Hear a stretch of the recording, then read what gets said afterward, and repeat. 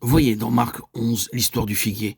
Jésus va et vient entre Jérusalem et Béthanie. Il est allé à Jérusalem ce jour-là et a vu le temple et ce qui s'y passe. Il en a le cœur serré. Un immense désappointement l'étreint. Il regarde autour de lui, considère bien toutes choses et sans mot dire, retourne à Béthanie.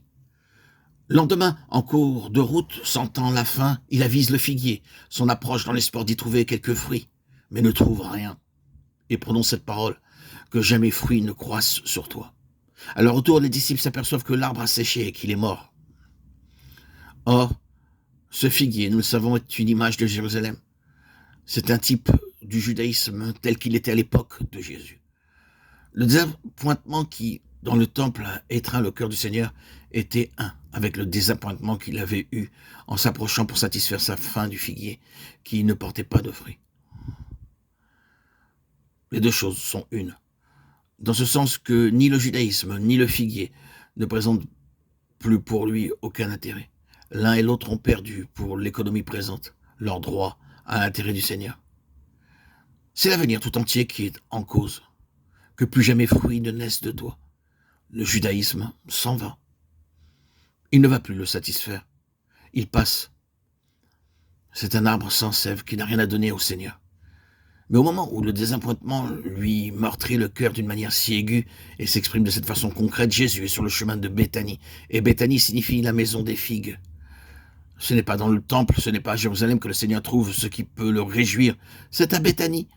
C'est pour cela qu'il y retourne constamment. Le système religieux du jour, avec sa routine, sans chaleur et sans vie, ne peut plus désormais satisfaire son cœur. C'est Béthanie qu'il lui faut. C'est l'atmosphère vivante et chaude de la maison amie.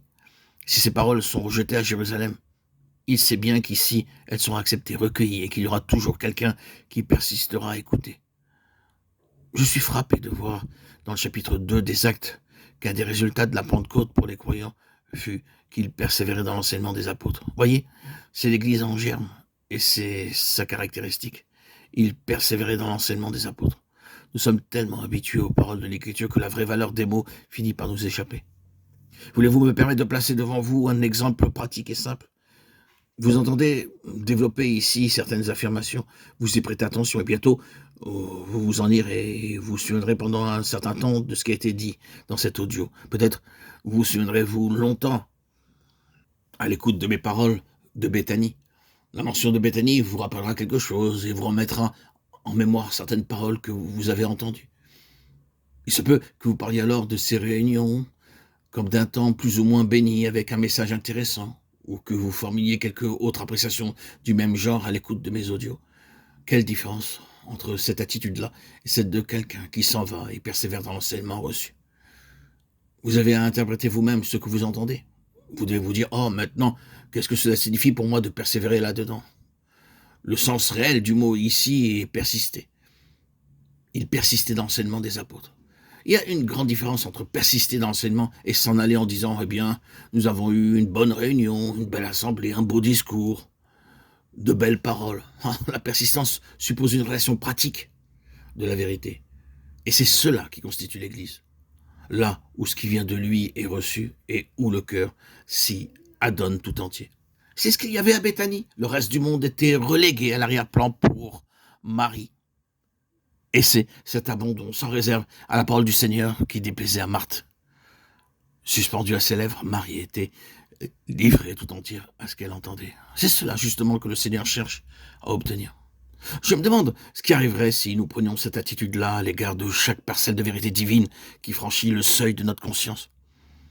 Oh, quand je pense à la somme de vérité que représente à elle seule la salle où les frères et sœurs se réunissent,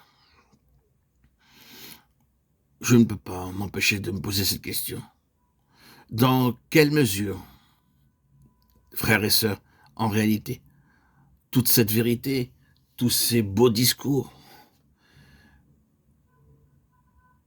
est vraiment mis en pratique pour chacun d'entre nous? Frères et sœurs, l'écoute de ces audios